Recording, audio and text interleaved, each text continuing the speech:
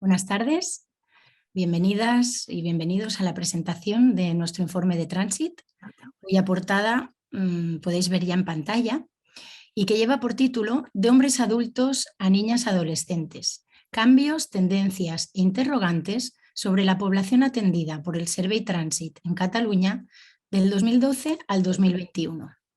Este informe ha sido elaborado por un equipo interdisciplinar de feministas de Cataluña a partir de los datos proporcionados por el propio Servei Transit, que es el servicio del Institut Català de la Salut especializado en la atención a las personas con disforia de género.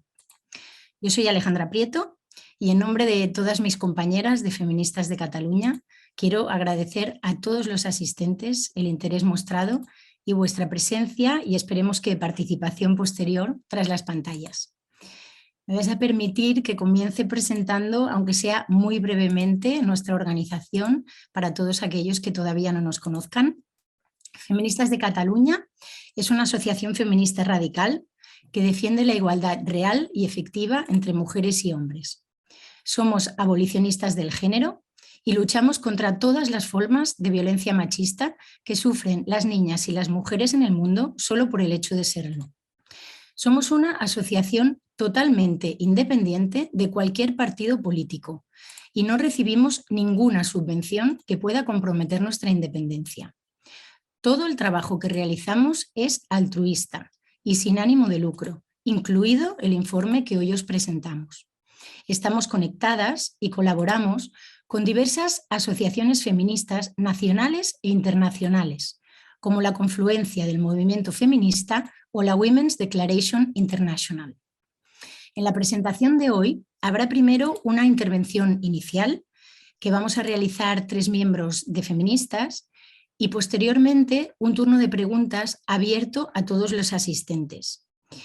Durante el transcurso de la exposición vamos a mantener todos los micrófonos apagados y al finalizarla atenderemos todas las preguntas que surjan y que podréis realizar personalmente levantando la mano para que os vayamos dando paso y abriendo los micrófonos. Para facilitar la comprensión del análisis y de sus conclusiones, creemos necesario comenzar con una breve introducción a la cronología de Transit y una comparativa también de los distintos modelos de abordaje de la atención sanitaria a la disforia de género en Cataluña.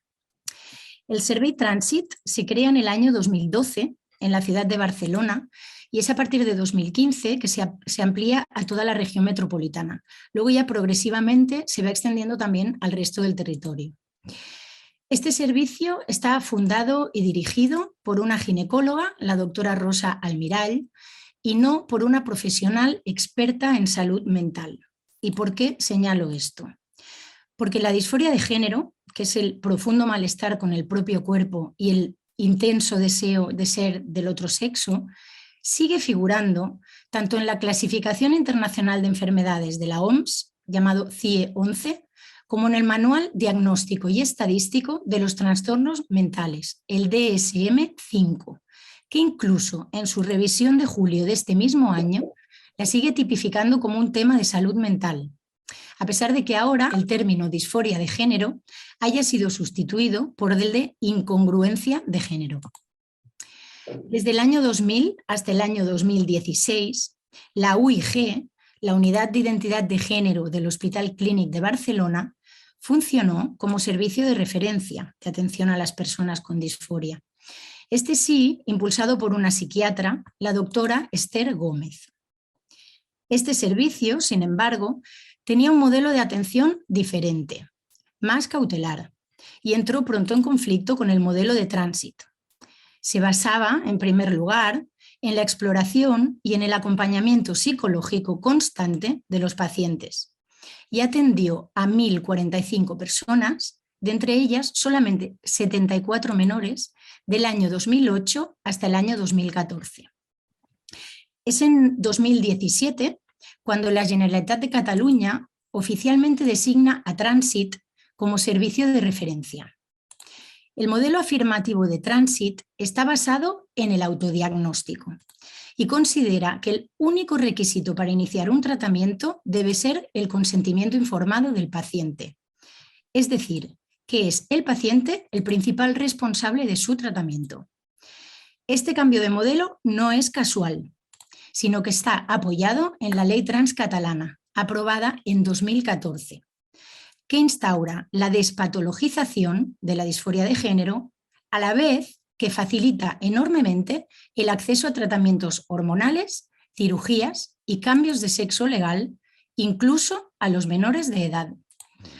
Ha atendido a 5.418 personas, de entre las cuales 1.894 eran menores de edad, de 2012 a 2021. El informe que nosotras hemos elaborado, a partir de datos del Servei Trànsit, es el documento más completo que conozcamos que se ha publicado hasta la fecha, sobre el número de personas atendidas por Trànsit, según sexo y edad y su evolución temporal. Lo que nos motivó, en primer lugar, a pedir los datos para elaborar este informe, hace ya más de un año, fue la preocupación frente a los indicios de un creciente número de casos de niñas y chicas adolescentes que dicen sentirse del sexo contrario, declarándose trans o no binarias en los colegios o con sus familias y solicitando iniciar inmediatamente procesos de la llamada transición de género, que consiste en tratamientos hormonales y cirugías con efectos permanentes, no reversibles, que pueden tener graves consecuencias para su salud física y mental. También seguíamos con interés los debates surgidos en países como el Reino Unido, Suecia o Finlandia, alrededor de las leyes de autodeterminación del sexo, aquí mal llamadas leyes trans, que estaban ya cuestionando el modelo afirmativo de tratamiento, por las nefastas consecuencias que está teniendo, especialmente en menores y jóvenes. La tercera motivación surge de constatar la ausencia total de información sobre este fenómeno en Cataluña y para entender hasta qué punto y de qué forma las mismas tendencias de otros países de nuestro entorno podrían estar afectando a las niñas y jóvenes de aquí, y ante la inminente tramitación de legislación en esta materia. Es imprescindible tener datos fiables para legislar, porque sin ellos no podemos saber qué es lo que está pasando, a qué población afecta ni qué tendencias hay. Por todo ello, un equipo de investigación de la asociación solicitó, como he dicho hace ya más de un año, los datos del Servei Trànsit al Departament de Salud. Pero esta primera petición no se resuelve de modo satisfactorio, ya que no se nos proporcionaron datos tratables para poder realizar un análisis. Eran datos no desagregados por sexo y edad. Por lo que tuvimos que recurrir a la mediación de la GAIP, que es la Comisión de Garantía del Derecho de Acceso a la Información Pública. Aún así, tras la mediación, solo nos llegaron datos hasta el año 2020. Posteriormente sí nos han llegado los datos del año 2021, que ya han sido incorporados en la actualización del informe que hoy presentamos y que no hacen más que confirmar las inquietantes tendencias y patrones que habíamos detectado. El 8 de noviembre, Feministas de Cataluña entregó el informe sobre el Servei Trànsit a la señora Assumpció Laïlla, presidenta de la Comissió de Salud del Parlament de Cataluña, y a la señora Assumpta Escarp, diputada portavoz de la Comisión y consellera de Salud del principal partido de la oposición, con el objetivo de alertar de las tendencias identificadas y de la ausencia de información sobre aspectos clave de las llamadas transiciones de sexo en los datos del Servei Trànsit. También se ha entregado el informe en el Congreso de los Diputados a las comisiones de Justicia, de Salud, de Igualdad y de Educación. Y finalmente, ante los alarmantes resultados obtenidos y considerando el debate y el replanteamiento de los modelos de atención a niños y jóvenes con disforia de género en países de nuestro entorno, Feministas de Cataluña, en primer lugar, ha solicitado comparecer en el Parlament, sede de la soberanía popular, para exponer los resultados de nuestro informe y compartir nuestra más que fundamentada preocupación. Y en segundo lugar, exige al Parlament de Cataluña la apertura de una investigación independiente y profunda sobre el Servei Trànsit, como es el caso del reciente Cas Report de la doctora Hilary Cass en el Reino Unido, que ha llevado al cierre de la unidad de identidad de género de la clínica Tavistock, la JITS, que era el centro de referencia de atención a menores con disforia del Reino Unido. Y se ha ordenado el cierre por no considerarlo seguro para los menores. Hasta aquí llega mi intervención y a continuación la exposición proseguirá dividida en 3 partes. En la primera, mi compañera Erika Bastide expondrá los datos generales y los principales patrones y tendencias identificados en el informe. En una segunda parte haremos una comparación de los datos obtenidos del Departamento de Salud con datos recogidos en otras 3 fuentes diferentes. Y finalmente habrá una tercera parte con las conclusiones principales del informe y con los grandes interrogantes que de momento se han quedado sin respuesta. Estas 2 últimas partes correrán a cargo de Silvia Carrasco, presidenta de la organización. Así que ahora le paso la palabra a mi compañera Erika Bastide. Adelante, Erika, cuando quieras. Muchas gracias, Alejandra. Bueno, yo voy a exponer la parte cuantitativa del informe. Primero os hablaré un poco sobre las características de la base de datos y más adelante entraré en detalle. En primer lugar, los datos analizados en el informe representan el total de personas atendidas por el Survey Transit y están diferenciadas por sexo, edad y año de la primera consulta. Estas consultas son de 3 tipos: acompañamiento psicológico, tratamiento hormonal o intervenciones quirúrgicas. Desafortunadamente, el Departamento de Salud no nos ha proporcionado datos desagregados por tipo de tratamiento. Eso quiere decir que no sabemos a cuántas personas les están haciendo acompañamiento psicológico, tratamiento hormonal, etc. Lo que tenemos evidencias que indican que parece ser que alrededor del 80% están recibiendo un tratamiento hormonal. En segundo lugar, cabe mencionar que estos datos representan solamente a las personas atendidas por el Survey Transit. Desconocemos a cuántos menores se les está recetando bloqueadores de la pubertad dentro de las consultas de pediatría, sin la necesidad de acudir a Transit, o, por ejemplo, cuántas personas van directamente a la sanidad privada. Por lo tanto, la información presentada en el informe se trata de una estimación conservadora de la realidad de Cataluña, que podría ser mucho mayor. En tercer lugar, como veréis, el informe se basa en la categoría objetiva sexo a la hora de hacer referencia a las características de las personas y no a los sentimientos que éstas puedan expresar sobre su identidad de género.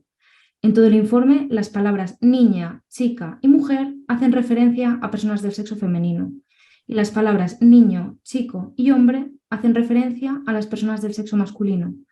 De hecho, los datos proporcionados por el propio Departamento de Salud también están organizados dentro de la categoría sexo. Bueno, en el primer gráfico vemos la evolución del número de personas atendidas por el Survey Transit a lo largo del tiempo. Podemos observar 2 tendencias. El número de casos ha ido aumentando sostenidamente desde que se inició Transit en 2012.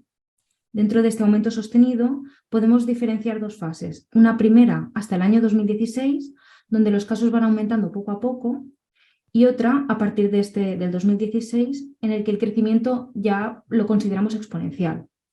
Como ha comentado la compañera Alejandra, Transit pasa a ser el servicio referente en Cataluña de forma oficial el año 2017. Sin embargo, nosotras hemos identificado que ya desde el 2015 y el 2016 Transit empieza a asumir un número muy importante de los casos.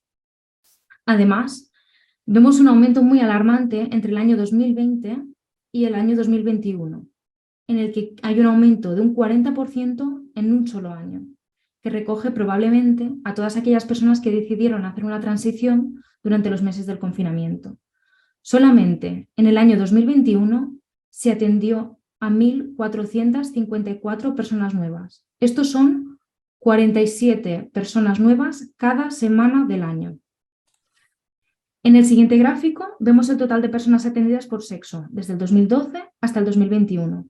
Vemos que Transit ha atendido a un total de 2.763 mujeres, 2.465 hombres y a casi 200 personas a las que no se les registra el sexo. Sorprendentemente, a pesar de ser un servicio que atiende a cuestiones relativas al sexo, no se registra el dicho sexo en todas las personas. Más adelante os hablaremos un poco sobre este tercer grupo. El siguiente gráfico observamos la evolución del número de personas atendidas por sexo y volvemos a distinguir tres tendencias. El aumento sostenido y exponencial que os hemos descrito cuando hablamos del primer gráfico. Y si nos fijamos, en los primeros años atendían mayoritariamente a hombres, que están representados en las barras de color naranja. Pero esta tendencia se invierte a partir del 2017, si nos fijamos, donde las barras azules, que son las mujeres, empiezan a ganar terreno y a superar a las barras naranjas. A partir del 2018 empiezan a no registrar el sexo de todas las personas atendidas, que es estos 3 últimos años donde las 3 barras grises, llegando a suponer el 8,2% de los casos totales del año pasado. A continuación, se muestra otra vez los datos desagregados por sexo, pero esta vez como porcentaje de los nuevos casos anuales. Como vemos, los hombres están representados en naranja, suponían casi el 70% en 2013. La tendencia se invierte a partir del 2017 y cae hasta el 41% en 2021. En otras palabras, Transit atiende cada vez a más mujeres, que aquí están representadas en la línea de color azul. Casualmente, a partir del 2018, la tendencia que observamos, que es creciente en las mujeres, cae al mismo tiempo que aparece este tercer grupo, representado de color gris, en el que el sexo no está quedando registrado. Bueno, hasta ahora os hemos hablado de los datos desagregados por sexo y a partir de ahora vamos a hablar de los datos desagregados por edad. En este primer gráfico vemos la evolución del número de personas atendidas por grupos de edad. Las franjas azules representan a los menores de edad hasta los 18 años y las franjas naranjas a los mayores de edad a partir de los 19. Podemos ver cómo de forma general han aumentado todos los grupos, pero los dos grupos que más han crecido son los adolescentes entre 15 y 18 años, que están representados en el color azul claro, y los jóvenes entre 19 y 24, que es el naranja más oscuro. Actualmente, entre ambos suponen más de la mitad de los nuevos casos anuales, entre 15 años y 24. Si pasamos al siguiente gráfico, vemos los mismos datos, pero de forma relativa. El gráfico nos muestra cómo se reparten los nuevos casos anuales porcentualmente entre los grupos de edad. Claramente, vemos cómo desde un inicio el Survey Transit atendía exclusivamente a mayores de edad, de los cuales el 63% eran adultos mayores de 31 años. Si os fijáis, están representados en el color naranja más claro. En cambio, actualmente los menores de edad suponen el 40% de las personas atendidas y los menores de 25 años en general suman el 67% de todos los casos. Quiero recordar que aunque no sabemos cuántos de estos menores están recibiendo un tratamiento hormonal, sabemos por información publicada por el propio Survey Transit que el 87% de las personas sale con receta hormonal en la primera visita.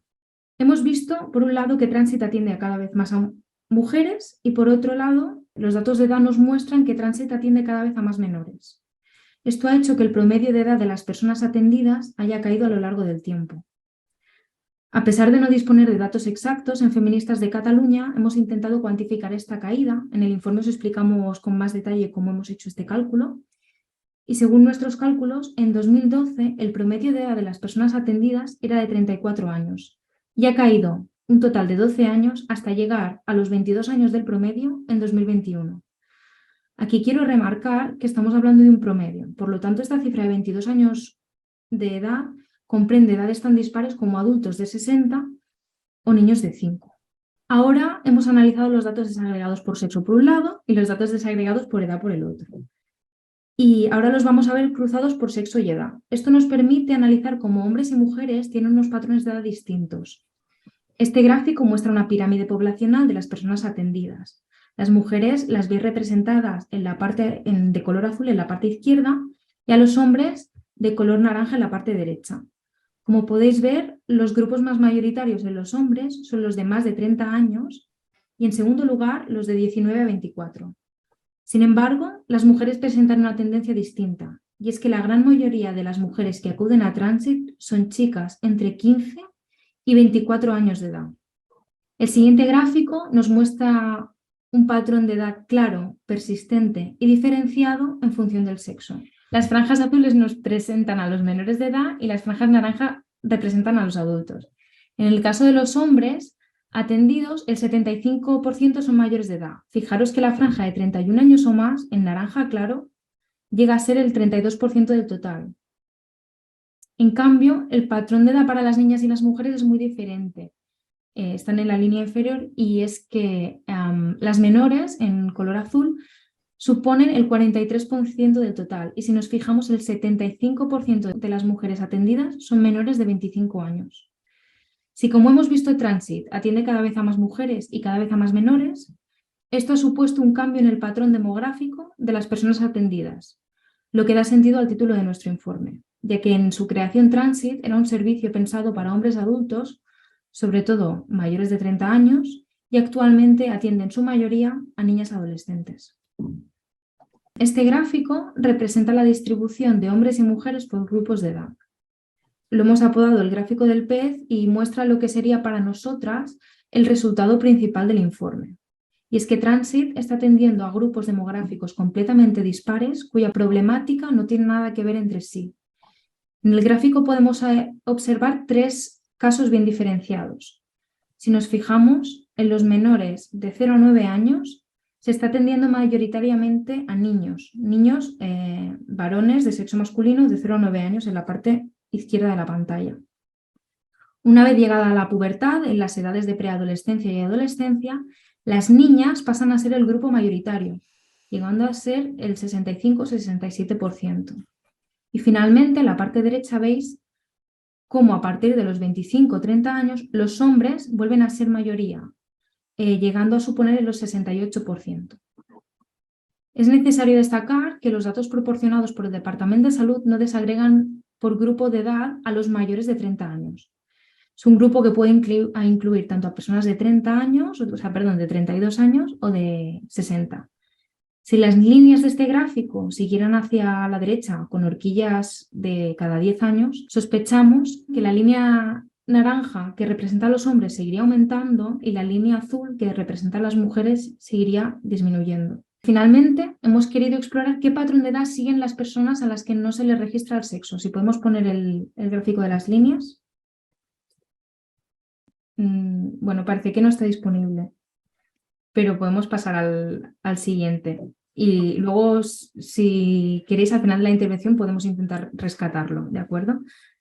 Aquí mostramos cómo evolucionan los grupos de sexo y edad en el tiempo para los menores de 25 años. Los números han crecido tanto que apenas apreciamos bien los casos del 2012. En este gráfico se muestra el enorme salto en el número de casos atendidos del 2020 al 2021, pero sobre todo quiero que nos fijemos en las niñas de 10 a 14 años que las veis representadas en el color azul. Han aumentado un 157% en el último año. Esto en números significa lo siguiente. En el año 2020 atendieron a 45 niñas y solamente el año pasado a 116. Este es otro de los datos que puede estar siendo mitigado por la práctica de no registrar el sexo. Bueno, en este gráfico os mostramos la evolución de las operaciones quirúrgicas. Primero hay que saber que el número de intervenciones quirúrgicas depende de la capacidad hospitalaria. Hasta el 2019, el único hospital que las llevaba a cabo era el Hospital Clínic de Barcelona, pero a partir de ese año se le suman el Hospital Bellvitge y Can Ruti, por eso a partir del 19 hay un ligero aumento. Los datos proporcionados por el Departamento de Salud con respecto a las operaciones quirúrgicas no nos desagregan ni por sexo ni por edad. Sin embargo, podemos inferir el sexo por el tipo de intervención y estas son tres. En primer lugar están las vaginoplastias, que consisten en la extirpación del pene e inversión de la piel por dentro de la cavidad pélvica en pacientes del sexo masculino. Luego tenemos a las mastectomías, que es una amputación de los pechos en pacientes del sexo femenino. Y finalmente las glotoplastias, representadas con el color gris, que es una operación para feminizar el tono de voz que se practica en pacientes del sexo masculino. Sin embargo, no sabemos la edad de las niñas a las que se les están amputando los pechos, pero si siguen la misma tendencia de las mujeres y niñas atendidas por el Servei Transit, lo más seguro es que se trate de adolescentes y de menores de 25 años. Bueno, le voy a pasar la palabra a mi compañera Silvia, que nos presentará la siguiente parte del informe y a partir de ahí las conclusiones. Hola, buenas tardes. Voy a presentar la parte final, las dos partes finales, aunque también voy a dar algunos datos. De hecho, los datos acaban de ser presentados ahora y lo que voy a hacer va a ser intentar resumir cómo hemos intentado triangular estos datos, completar estos datos y compararlos con otras publicaciones disponibles. El informe lo tenéis en la página web y si queréis ver estas comparaciones de forma sintética, las tenéis recogidas en las tablas 6, 7, 8 y 9 del informe, con este resumen comparativo. ¿Con qué lo hemos comparado? Lo hemos comparado con 3 informes disponibles, Garayzábal y otras personas en un informe de 2016, referente a la ciudad de Barcelona, titulado Informe sobre el modelo de asistencia a las personas trans en la ciudad. Un segundo documento es el documento elaborado por Transforma la Salud, también de 2016, que Transforma la Salud es una plataforma que abogaba por el nuevo modelo de atención a la salud trans, que de hecho es el modelo afirmativo que en 2017 el conseller Toni Comín instituyó como el modelo de referencia en Cataluña. Por lo tanto, formaba parte de este activismo por un tipo de modelo. Y finalmente, un informe que se ha publicado antes de vacaciones, elaborado por Misé y Parra en 2022, que tiene por título Adolescencias trans, acompañar la exploración del género en tiempos de incertidumbre. Estas son las 3 únicas publicaciones con las que hemos podido comparar los datos que nos ha proporcionado el Departamento de Salud y ha sido interesante porque nos permite corroborar algunas cosas, pero también descubrir algunas limitaciones muy importantes de los datos. La primera de ellas, la ha comentado mi compañera Erika, es el nivel de desagregación. No tenemos los datos desagregados por el tipo de intervención que, aunque lo hemos pedido reiteradamente a Transit, es decir, si se trata de atención psicológica, de hormonación o de cirugía, aunque las cirugías las podemos inferir por el sexo, pero no por la edad. Por lo tanto, no podemos contrastar si coincide con el patrón que hemos detectado de cambio demográfico por edad y sexo. En el caso del informe de Garayzábal del 2016, afirma que la primera visita se reciben tratamientos hormonales, recetas para tratamientos hormonales en un 87% de los casos. Además, hay un número parecido de casos de menores tratados con bloqueadores de la pubertad, aunque no hayan sido iniciados estos tratamientos por el Servei Trànsit, sino que acuden a ellos cuando ya están en marcha. Y por toda una serie de cuestiones de este tipo y otras mucho más complejas que las tenéis en el informe, de hecho, pensamos que el patrón de atención se refiere a una mayoría de casos de intervenciones de hormonación, no de consulta psicológica, de hormonación. Esto nos reforzaría esta inferencia, ¿no? Una segunda limitación tiene que ver con la recurrencia de las personas atendidas. Inicialmente, los casos recibidos, la base de datos, no distingue entre si se trata de personas o se trata de intervenciones, es decir, podría tratarse de personas que son atendidas en distintos años porque repiten las consultas y al acudir al Servei Trànsit, ¿no? Pero la proximidad de las cifras que hemos obtenido y que hemos tratado procedentes de salud con las cifras de otros informes que sí han tenido acceso a esta información, concluimos que realmente se trata de casos y así es como los hemos tratado y los acabamos de exponer. Bueno, esto por otra parte es un problema. Es decir, por una parte nos permite corroborar que realmente estamos hablando de casos, pero por otra parte no nos permite reconstruir trayectorias ni secuencias de tratamiento, porque no sabemos cuáles son las recurrencias de las visitas que las personas que acuden a Transit van teniendo, es decir, cuál es este acompañamiento, nos permite, como digo, reconstruir secuencias de tratamiento de estos casos. Tampoco podemos saber, por ejemplo, qué pasa después de la primera consulta, por ejemplo, con bloqueadores de la pubertad, si de aquí se pasa a hormonas, si se pasa a cirugías, es decir, cuál es esta secuencia, ni, aunque podemos inferirlo por la documentación que da Transit en la primera visita, así lo da a entender, después de los tratamientos hormonales probablemente se pasa a la cirugía, lo dicen los propios documentos de Transit. Tampoco sabemos cuál es el origen y el patrón de derivación a tránsito, por qué acuden las personas a tránsito, si se trata de derivaciones que vienen de la escuela o bien directamente de pediatría o bien de entidades transactivistas o bien de otros agentes o instancias que estén interviniendo. Tampoco sabemos qué ocurre con las cirugías y las complicaciones que están descritas en la literatura, en las que se produce más de una intervención o bien hay complicaciones y hay que volver a tratar estas cirugías iniciales. No tenemos esta información tampoco. Y como veremos cuando comparemos con lo que ha ocurrido en otros países, un dato esencial es que tampoco sabemos cuál es el alcance de los desistimientos y las destransiciones. Desistimientos, para quien no lo sepa, se trata de casos que no llegan a iniciar un tratamiento de transición, aunque solicitan iniciarlo. Y las destransiciones son aquellos casos en los que sí se ha iniciado un tratamiento, generalmente con hormonación, y se abandona por múltiples motivos que la literatura expone perfectamente. Claro, estos datos serían esenciales para evaluar el impacto de los tratamientos aplicados en el modelo catalán. Otra de las limitaciones es la parcialidad de los casos, lo ha expuesto muy bien Erika. Si bien tenemos más de 5.500 casos atendidos por tránsito, no son todos los casos, sabemos que no son todos los casos de personas que acuden con problemas de disforia de género a la sanidad. Todos los que pasan por pediatría, es decir, el alcance de los menores sanos sin problemas de desarrollo puberal que están siendo intervenidos con administración de hormonas o de bloqueadores de la pubertad, no sabemos cuál es este alcance, tampoco sabemos cuál es el alcance de aquellos que acuden a la sanidad privada. Por lo tanto, sabemos que el volumen es sin duda superior. Si comparamos estos casos de la base de datos que nos ha proporcionado el Departamento de Salud sobre tránsito con Garayzábal, con el informe Transforma la Salud y con el informe de Misé y Parra de 2022, realmente podemos completar algunas de estas cuestiones incompletas en la base de datos, pero también formularnos nuevos interrogantes. Por ejemplo, no coinciden los datos. El número de personas no coincide cuando se refieren a los mismos años y a los mismos grupos de edad.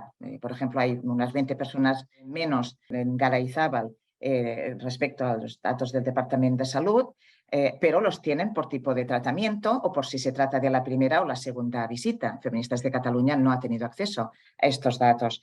También completaron en 2016 su informe con datos procedentes del Hospital Clínic hasta 2014, en el que cifras que deberían sumarse a todas estas que hemos tenido y sabemos que aproximadamente se trataba de unas 70 personas por año.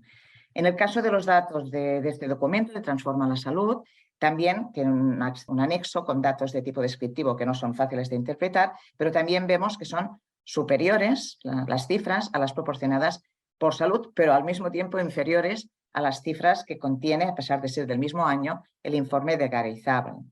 Y aparece un tipo de información que no está en los otros informes ni en los datos que tenemos nosotras, y es que tienen datos sobre si son los procesos de las personas atendidas han sido completados, iniciados o no iniciados. Tampoco tenemos una definición exacta de qué quiere decir cada cosa y los tienen por sexo y edad, aunque en algunos casos no consta la edad. Sí sabemos que hay una media de un 81% de las personas en tratamiento que estarían en algo llamado autotratamiento en este documento, que ignoramos qué significa, ¿no? Sin embargo, grosso modo, la estadística descriptiva que incluyen al final coincide con las tendencias detectadas por nuestro tratamiento de la base de datos del Departamento de Salud. La media de edad de los hombres es siempre superior a la de las mujeres. También, sorprendentemente, en este informe tienen datos por nacionalidad.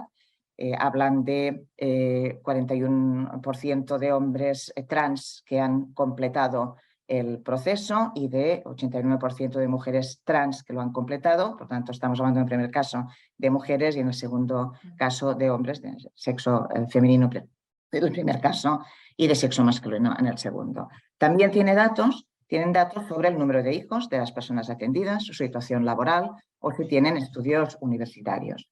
Otros datos, en este caso procedentes del informe realizado por Misé y Parra, recordemos que se centraba en el grupo de edad de adolescencia trans, recogen datos de diferentes fuentes, datos de tránsito, datos de la Unidad de Identidad de Género de Sant Joan de Déu, que está especializada en salud infanto-juvenil, del Centro LGTBI de Barcelona, que está operativo desde 2020, incluso algunos datos del Hospital Clínic que, aunque han bajado en el número de casos atendidos, sí constatan el aumento significativo de niñas adolescentes entre estos casos atendidos. No es comparable realmente los tratamientos que podemos hacer con los datos que hemos recibido de Transit en algunos aspectos. Por ejemplo, las franjas de edad en las que nos han proporcionado los datos no son coincidentes con las franjas de edad que se incluyen en otros informes, pero sí que siempre se identifica la misma tendencia,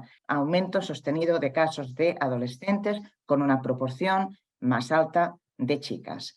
Constatan también, en este caso, en el informe de Misé y Parra, el aumento de las que califican como no binarias, que coincide con el porcentaje de casos en los que no se ha registrado el sexo en la base de datos que nos ha proporcionado a Transit y que es en aumento, una tendencia que es en aumento, ¿no? Que llega hasta el 10% por algunos grupos de edad y sexo en los datos de 2021, como después comento.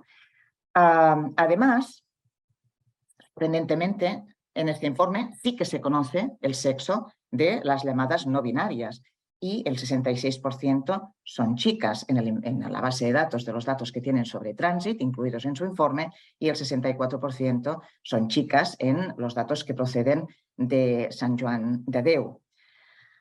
También coincide la tendencia de que hay un mayor número, una proporción más alta de niños varones entre los menores de 8 años, incluso un porcentaje de no binarios en este grupo de menores de 8 años y otra vez aproximadamente un 60% de niñas adolescentes. La cuestión es que hay una serie de incongruencias entre informes e incluso entre las mismas fuentes. La primera entrega de datos que se nos realizó y la segunda entrega de datos que se nos realizó no tienen exactamente las mismas cifras referidas a edad, sexo y año, ¿no? Por ejemplo, hay 56 personas menos en la segunda entrega, ¿no? Bueno, todo ello cuestiona que el registro de datos tan necesario para saber de qué estamos hablando y el alcance y las características de este fenómeno se haga de una forma rigurosa y sistemática. Un último detalle sobre los datos, repito algo que ha dicho ya mi compañera Erika y que lo hemos podido reconstruir a partir de fuentes oficiales, declaraciones de políticas y políticos que han aparecido en la prensa, complementadas con los datos que nos ha proporcionado Transit, es que más de la mitad de las operaciones se han llevado a cabo en los últimos 5 años de los 10 que hemos analizado. Es verdad que se han ampliado el número de hospitales que las llevan a cabo, pero tampoco sabemos la edad ni de los hombres ni de las mujeres que han sido sometidos a estas operaciones. Y no podemos comprobar, como he dicho, si las tendencias coinciden con el patrón de edad y sexo que hemos detectado, tan claro. Con respecto a los estudios internacionales y el impacto que puedan tener este fenómeno y el tipo de abordaje, todos ellos hacen referencia, en primerísimo lugar, a la posibilidad de contar y a la necesidad de contar con datos de calidad. Voy a referirme muy brevemente a 3 casos, el caso del Reino Unido, el caso de Suecia y el caso de Finlandia. En el caso del Reino Unido, que probablemente es el más conocido porque ha dado lugar recientemente a una serie de hitos que voy a recordar muy brevemente y sobre todo a la elaboración del informe Cass, de la doctora Hilary Cass, precisamente una de las cuestiones por las que se inició este informe, esta investigación independiente desde 2018, fue el aumento espectacular de más del 4.000% de niñas solicitantes de tratamiento de transición en menos de una década, ¿no? Algo que, por supuesto, llamaba la atención, porque esto necesita una explicación, pero también una segunda constatación y era la falta de calidad real de muchos de estos datos, como constata el informe Cass. Las fechas, los hitos, en el caso del Reino Unido son en septiembre de 2018, la que era entonces ministra de Igualdad, Peggy Mordaunt, encarga este informe independiente ante este aumento de más del 4.400% de niñas solicitantes de tratamientos de transición. Esto requiere una explicación, por lo tanto se inicia una investigación independiente. En diciembre de 2020, el caso de Kira Bell, que denuncia a la clínica Tavistock por haber sido inducida de forma rápida a la hormonación cruzada y a la doble mastectomía, la amputación de pechos, y denuncia a las autoridades sanitarias de la clínica. Gana el juicio en diciembre de 2020 y dice que realmente sus problemas nunca desaparecieron y en ningún momento se llegó a formular la pregunta clave: ¿qué le estaba sucediendo? ¿Qué le estaba pasando? En paralelo se han ido produciendo denuncias y abandonos por parte del personal sanitario, personal de salud mental de la clínica, de la unidad de tratamiento de la identidad de género de la clínica por los criterios del protocolo seguido, y en paralelo más de 1000 familias se han unido para denunciar a la clínica por negligencia médica. Finalmente, en la primavera de 2022, se publica el informe independiente de la doctora Cas, del Real Colegio de Pediatría, y lo primero que dice el informe es que no se han registrado de forma sistemática y correcta los datos de los casos atendidos ni los resultados obtenidos con los tratamientos aplicados, que además constata que efectivamente no hay consenso en los tratamientos y que se ha pasado de manera absolutamente precipitada a tratamientos afirmativos, a tratamientos donde es el paciente el responsable de su tratamiento y de su autodiagnóstico. No se han contemplado, esto es muy grave, otros cuadros clínicos asociados a la disforia, como comorbilidades psiquiátricas, como trastorno del espectro autista o vulnerabilidades psicosociales, por ejemplo. Constatan por investigaciones académicas diversas que se incluyen en el informe CAS una sobrerepresentación de menores adoptados, de menores tutelados y de menores que han sufrido abusos sexuales, ¿no?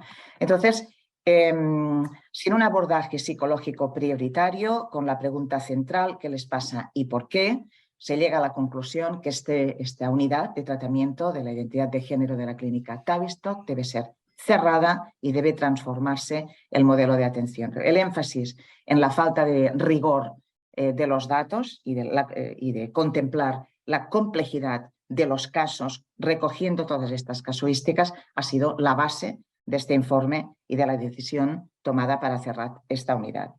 En el caso de Suecia, muy brevemente, se decreta en 2021, con un extenso informe del Hospital Karolinska, el hospital de referencia de tratamiento de la disforia de género, se decreta la finalización de los tratamientos a menores con bloqueadores de la pubertad y hormonas cruzadas, tras un estudio longitudinal con datos de muy alta calidad, en el que se ha constatado que las intervenciones no mejoran con el tratamiento, las intervenciones no mejoran el diagnóstico y que además causan graves lesiones que han podido constatar porque han ido registrando cada una de las casuísticas que han acompañado a los casos tratados.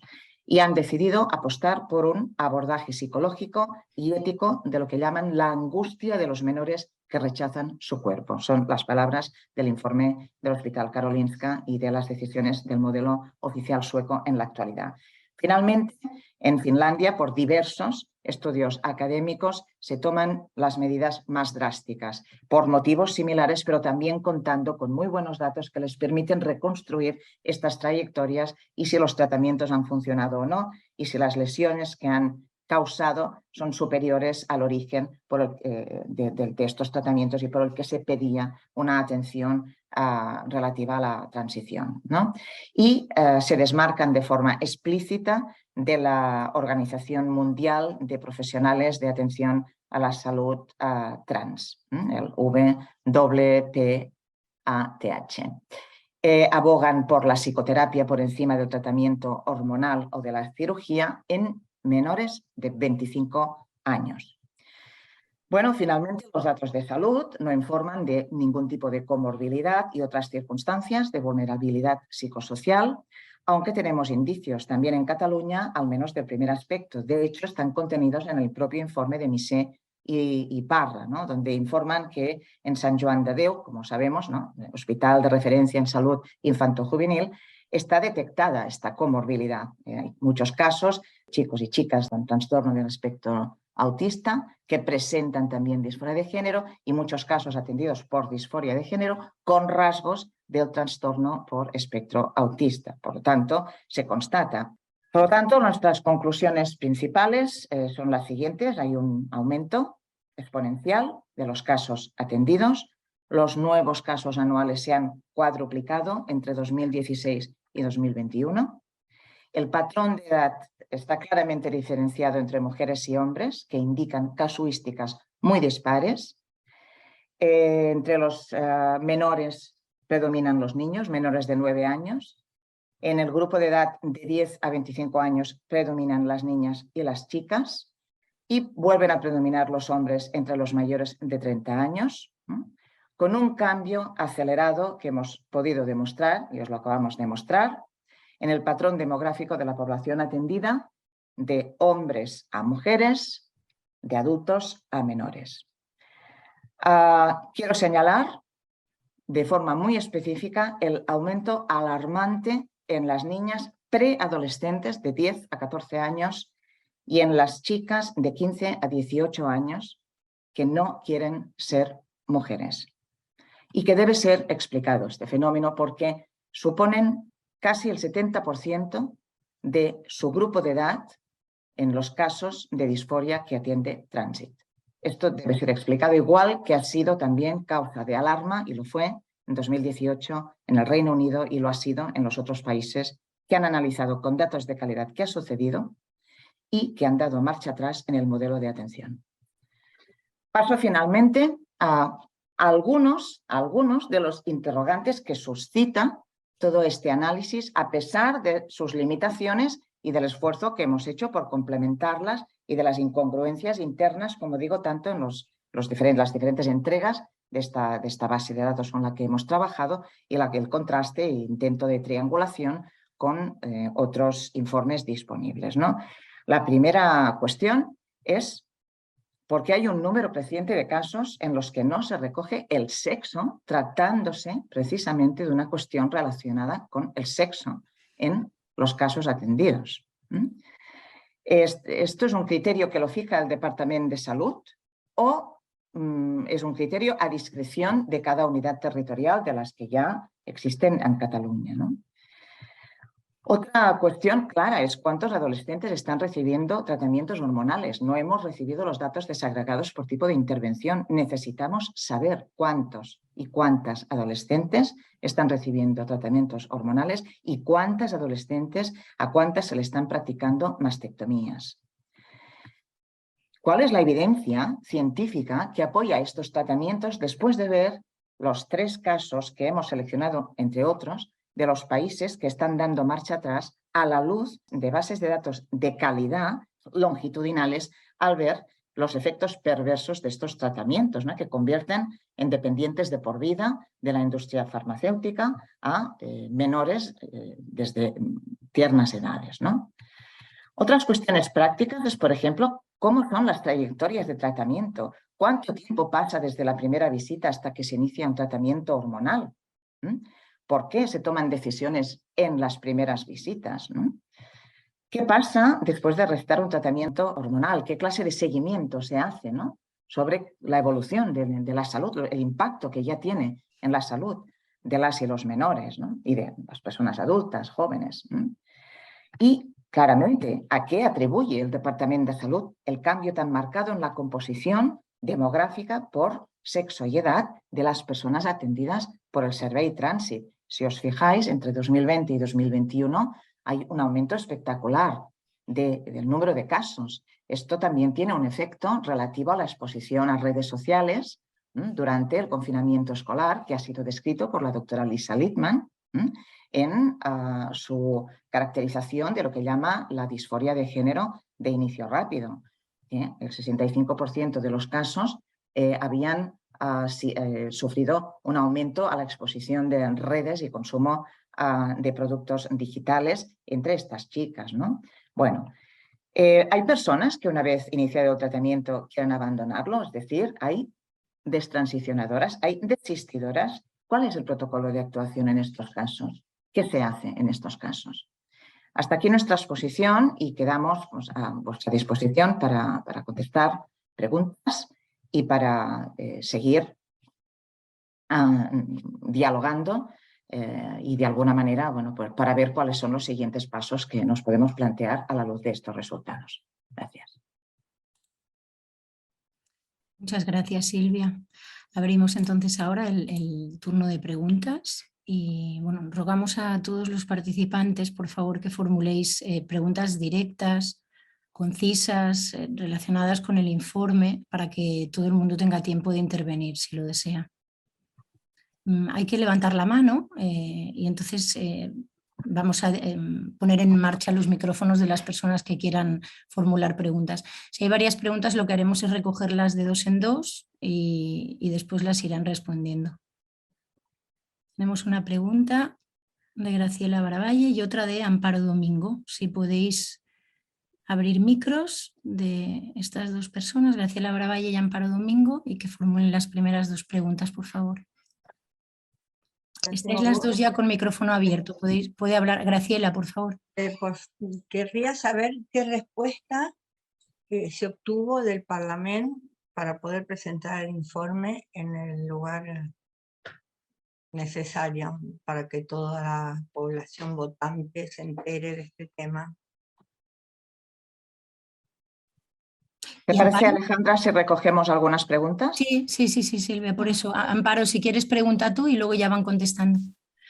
Bueno, yo quería agradecer a Feministas de Cataluña por el trabajo impecable de recopilación de datos y la exposición. Os quería trasladar, entiendo que no es posible estar atendiendo a todo y como se estaban poniendo en duda ciertos datos desde el chat, pues eso, quería trasladaros este agradecimiento y además en fin, nos ha dado oportunidad de adjuntar los informes de Francia que abundan en la línea vuestra, y lo digo también para las personas del chat. La Academia Nacional Francesa de Medicina ha dicho que se debe dar apoyo psicológico al máximo posible a la infancia y adolescentes que pueden expresar un deseo de transicionar, y que tiene que hacerse todo con extremo cuidado antes de recetar ningún tipo de tratamiento hormonal, y también, por supuesto, que la vigilancia de los padres y demás, padres y madres, evidentemente,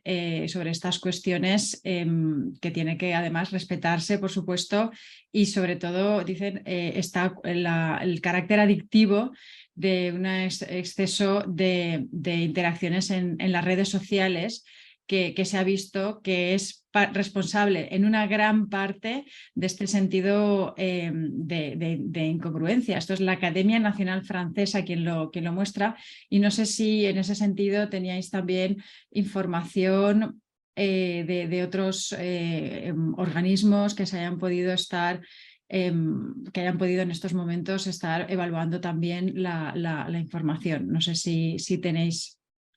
Lo digo, como digo, por estos comentarios que estaban habiendo en el chat, poniendo en duda el trabajo realizado, cuando en realidad toda la evidencia reciente apunta en la línea de los datos que vosotras habéis aportado. Entonces, bueno, era un poco ese comentario para dar oportunidad a que ampliaseis un poquito más la información, y muchísimas gracias.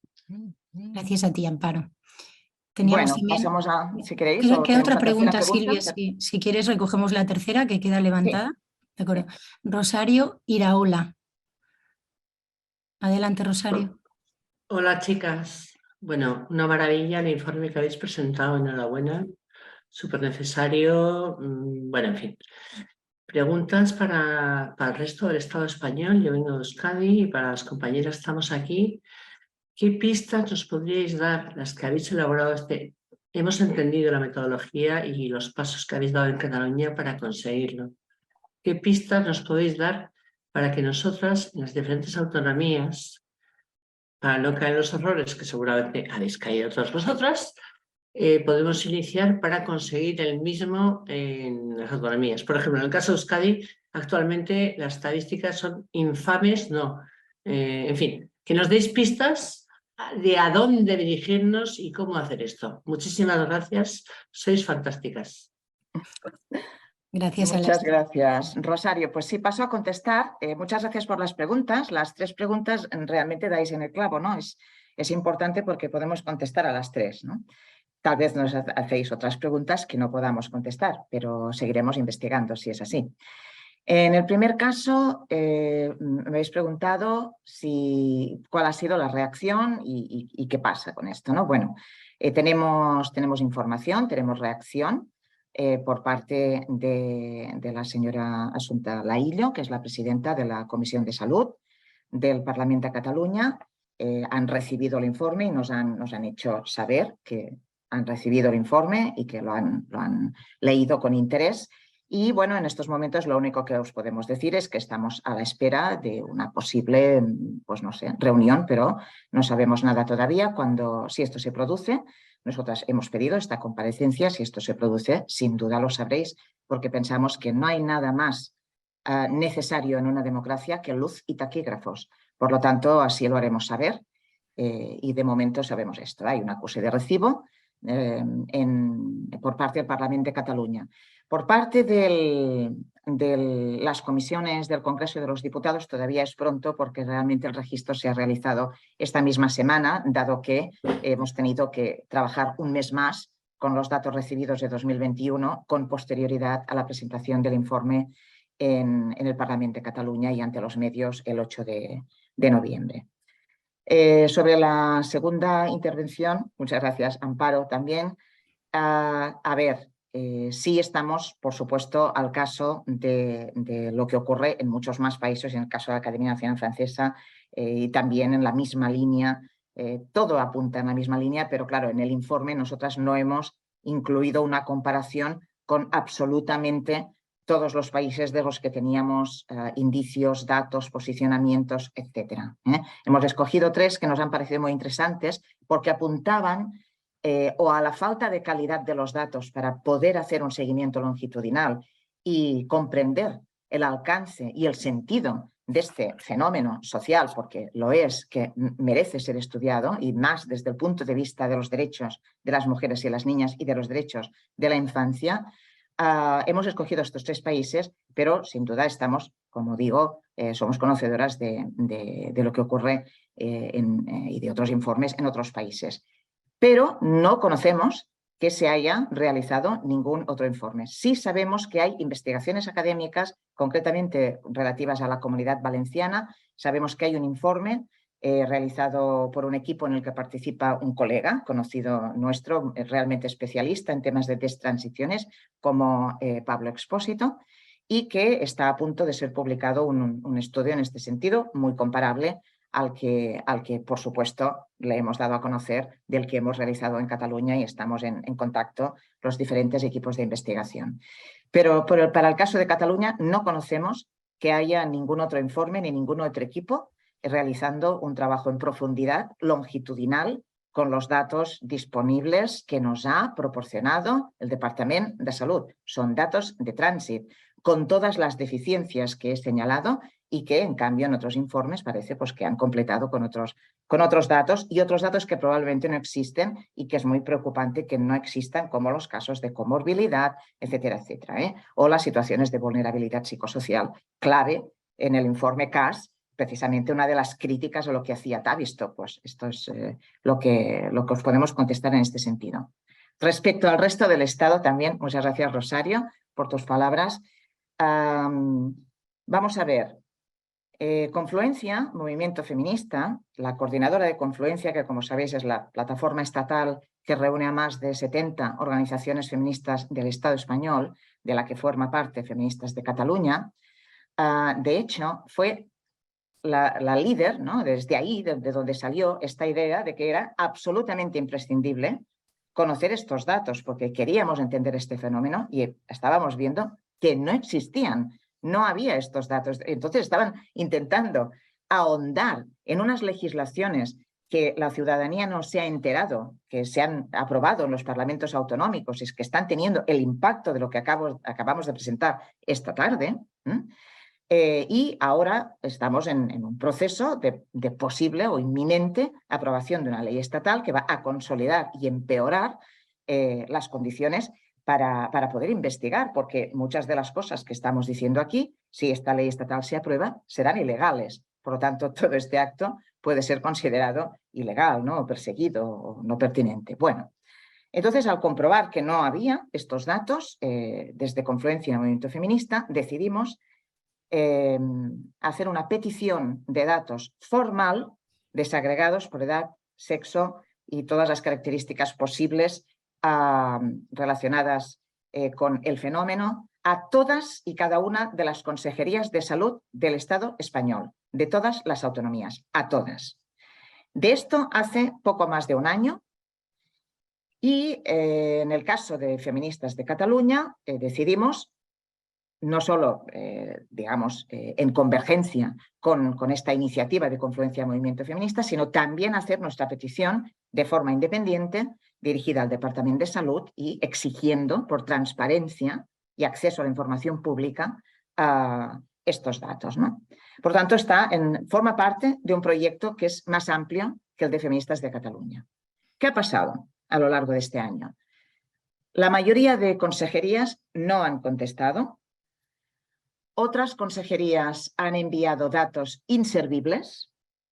Por lo tanto, hay que exigir por transparencia y por derecho de acceso a la información pública en todas las consejerías que los datos que proporcionen sean datos tratables, que nos puedan dar unas dimensiones, permitir reconstruir unas dimensiones e identificar unas tendencias del fenómeno. Esto debe poder hacerse, pero como digo, no hemos tenido una respuesta ni masiva, en muchos casos ni han contestado, en otros casos han dicho que eran fragmentarios, en otros casos han contestado con datos inservibles y en otros casos sí nos han dado datos. Y se está preparando en estos momentos un informe con los datos disponibles de las consejerías que han contestado para todo el Estado. Lo está haciendo un equipo dentro de Confluencia Movimiento Feminista. Es decir, que en breve tendremos algunos datos generales que, por lo que podemos avanzar, de hecho, sería sorprendente de otra manera, ¿no? Abundan en las mismas tendencias que hemos identificado en Cataluña, que a su vez coinciden con las tendencias halladas en otros países. Gracias. Gracias, Silvia. Hay 3 manos levantadas más. Rosario repite. Vamos a dar primero voz a 2 mujeres, Maricruz Almaraz y Isabel Esteba. Adelante, Maricruz. Espera un momentito que todavía tienes el micro silenciado. Demos un segundito. Ahora bien. Sí, ahora te oímos. Gracias. Buenas tardes y muchas gracias por el informe que habéis acabado de exponer. Bueno, yo trabajo en la unidad de Málaga y tendría que decir muchas cosas, pero bueno, respecto a la similitud de datos con los que acabáis de describir, es igual el cambio que observamos en el perfil de menores de 18 años, del incremento que se ha visto de menores de 18 años a partir de aproximadamente el 2018. Una de las cosas que también tengo que decir es que a partir de 2016 más o menos en la unidad de Málaga no se ven menores de 14, entonces no disponemos de la información que tenemos de 14 hacia abajo, pero sí de 14 a 18. Por ejemplo, este año de 2022 hasta octubre, que he hecho el cálculo, hemos visto aproximadamente 145 personas físicas, o sea, vistas, de las cuales son mujeres menores de 18 años, son el 48%. Y de ese 48%, el 61% son mujeres. Y además, ojo, el 51% de todos de la franja de 14 a 18 años tiene antecedentes registrados en su historia clínica de enfermedad mental, es decir, de haber asistido por alguna razón al servicio de salud mental de su área. ¿Por qué motivos? Pues son muy diversos. Puede ser ansiedad, depresión, intentos suicidas, autolesiones, fracaso escolar, problemas de relaciones con sus iguales, en algunos casos abuso sexual. En fin, es muy llamativo que hay trastornos de la conducta alimentaria también. En fin, todo esto yo creo que merece la pena que se estudie y que se estudie a fondo, porque ¿cómo se explica este aumento de mujeres, de adolescentes que realmente no tienen disforia. O sea, cuando tú les preguntas lo que se entiende por disforia de género, es decir, ese malestar con sus caracteres sexuales primarios o secundarios, tal como lo define el DSM-5, no existe, no lo tienen, lo que tienen es otra cosa. Y entonces tenemos una limitación muy grande y es que la ley nuestra de Andalucía del 2014, sabéis que fue la primera ley que se aprobó en España, pues esa ley prohíbe, elimina lo que es el diagnóstico, elimina las categorías diagnósticas y además la figura del equipo de salud mental se ve reducido en el sentido de que la parte psicológica, lo que es la valoración psicológica, se deja opcional, es decir, a voluntad de la persona, lo cual, claro, yo creo que deja en un estado de indefensión muy grande tanto a los adolescentes y a las adolescentes que acuden, bueno, a todas las personas que acuden, pero especialmente la adolescencia, que ya se ha dicho que es una etapa especialmente vulnerable, lo sabéis, ¿no? Bueno, quiero decir que es sabido que la adolescencia es una etapa de la vida muy sometida pues, a tensiones, a cambios, etc. Pero también deja desamparadas y desamparados a las personas transexuales, a las personas que tienen disforia y que necesitan de este equipo. Y además creo que deja a los equipos profesionales también muy desarmados. O sea, estamos trabajando si ya en clínica trabajamos con un nivel de incertidumbre que tratamos de reducir ahora con la eliminación de la parte psicológica o con esa voluntariedad que se le da en la ley, todavía más. O sea, trabajamos con un nivel de incertidumbre muy grande. Y en muchos casos, pues recibimos presiones, ¿no?, por parte de padres, por ejemplo, que piensan que los problemas de sus hijos se van a resolver con hormonas. O sea, vienen con esas creencias.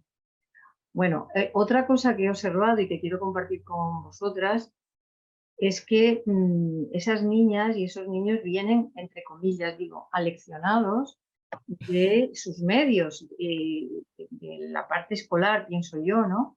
O de las redes sociales, o de los círculos donde se mueven. Vienen ya con un discurso construido donde te das cuenta de que repiten algo que parece, bueno, como que es muy parecido de unas a otras o de unos a otros.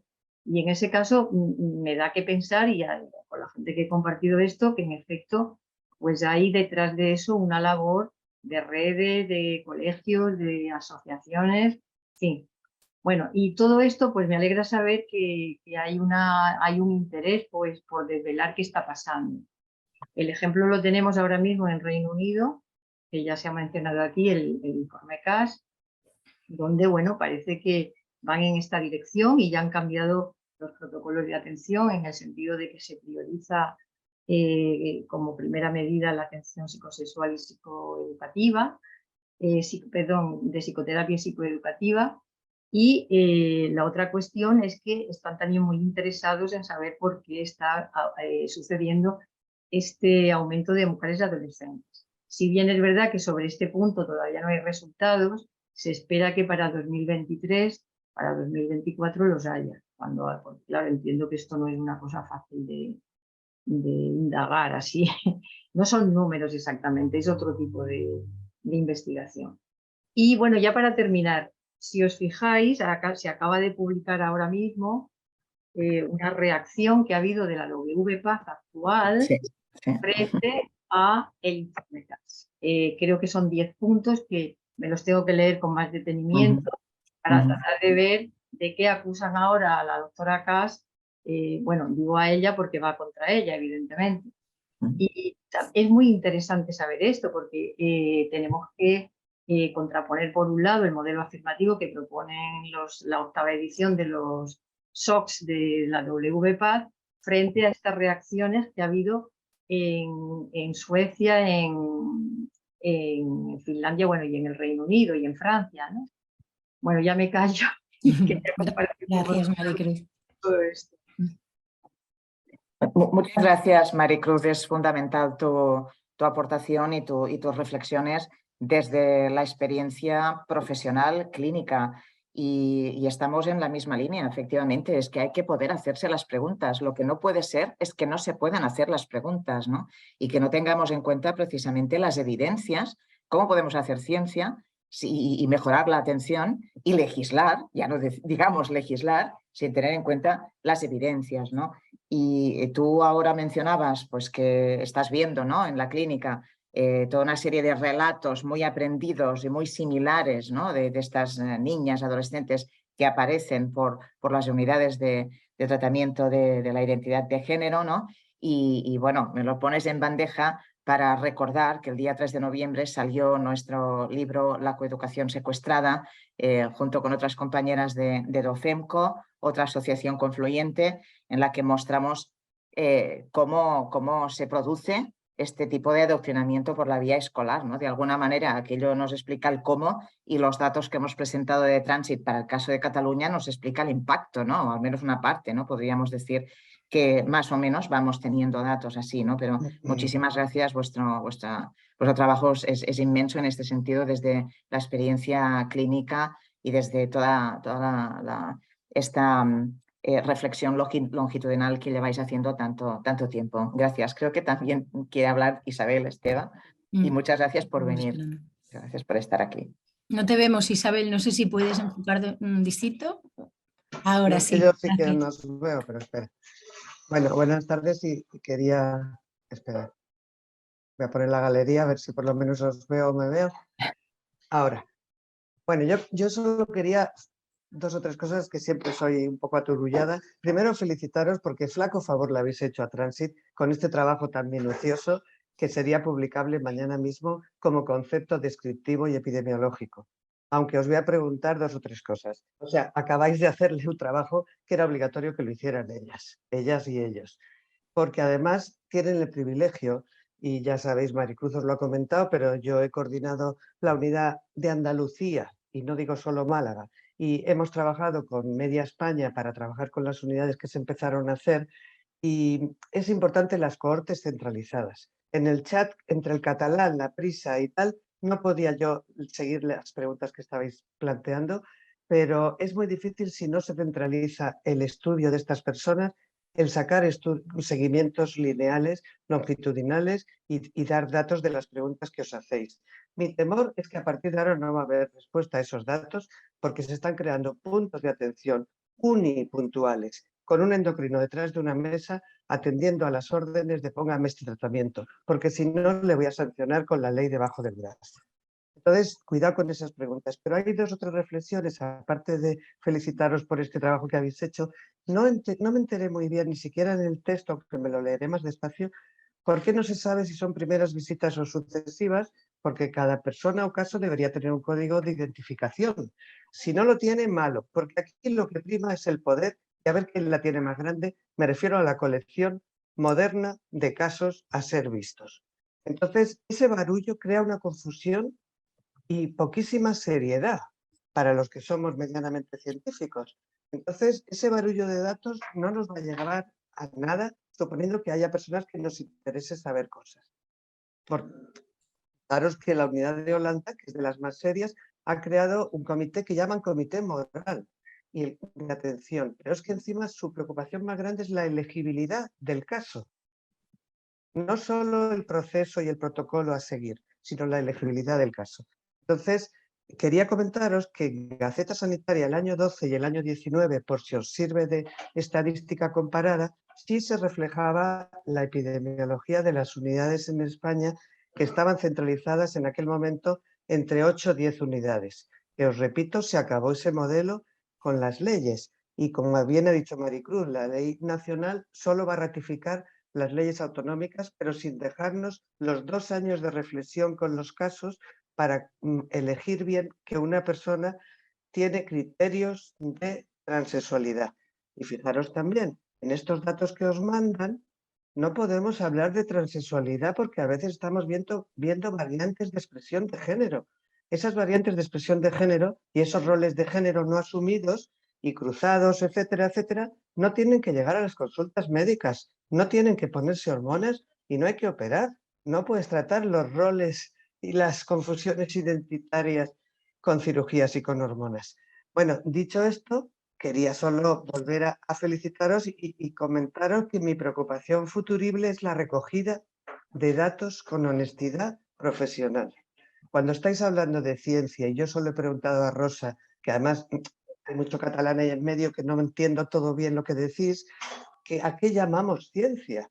No hay una evidencia científica y de verdad que ya os lo aviso en las personas transexuales que digan si es mejor tratar o no tratar cuando están contigo, con consistencia, coherencia y constancia, manejando una disforia de género.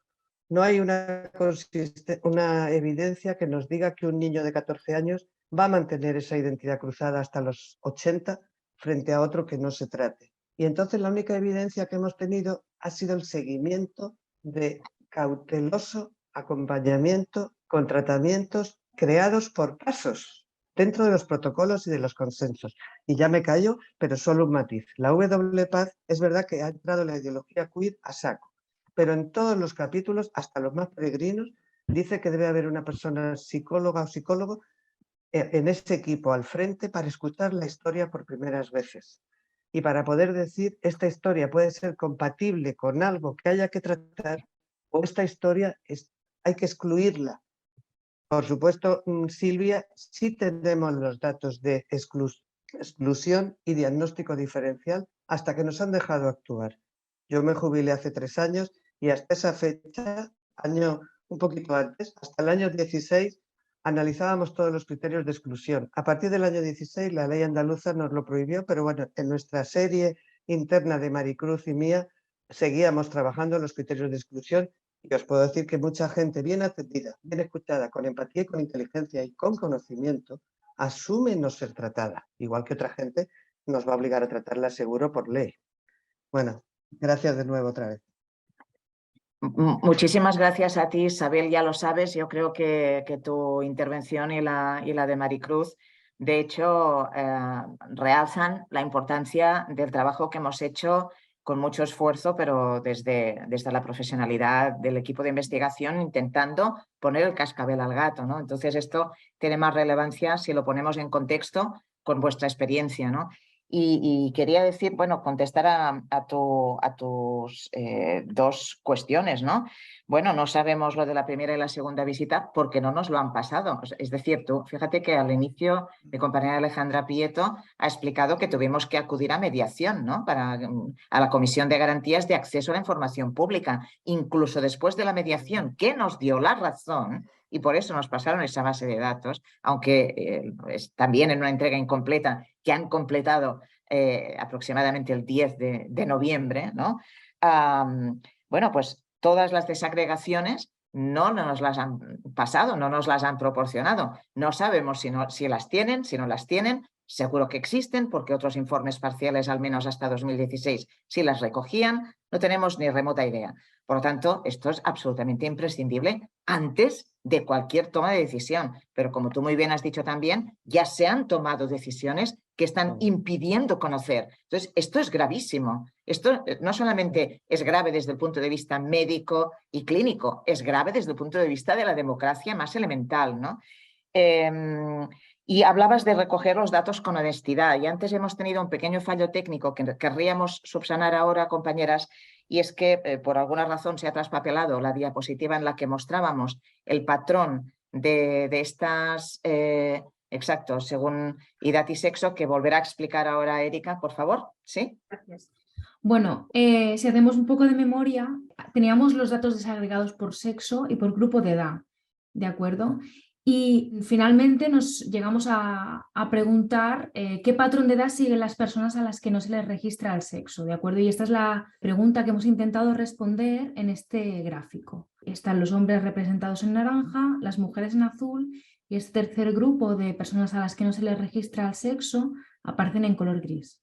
Queda claro que tanto las líneas azules como grises tienen una forma muy similar y esto nos indicaría que en los casos en los que no se registra el sexo coinciden con las tendencias observadas en niñas y mujeres. Nuestra hipótesis es que en su mayoría se está dejando de registrar el sexo en niñas y chicas adolescentes. Recordemos que en 2021 no se registró el sexo al 8% de las personas atendidas por primera vez en ese año. mientras que las mujeres suponían un 51% y los hombres un 41%.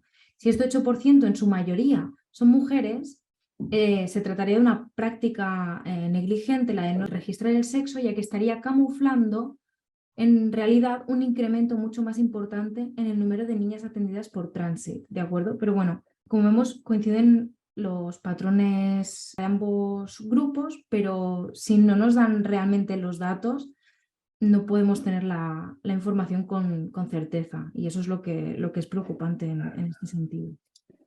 Sí, gracias, Erika. Me gustaría añadir que además de este 8% de media de casos en los que no se ha registrado el sexo, aumenta en los grupos de edad más sensibles, en los grupos de edad de preadolescentes y adolescentes, chicas, donde las chicas están sobrerepresentadas. Este grupo de edad de 10 a 14 y el grupo de edad de 15 a 25 es superior al 10% el número de casos en los que no se registra el sexo. ¿Cómo puede no registrarse el sexo en un acto médico en el que se va a intervenir sobre un cuerpo además sano?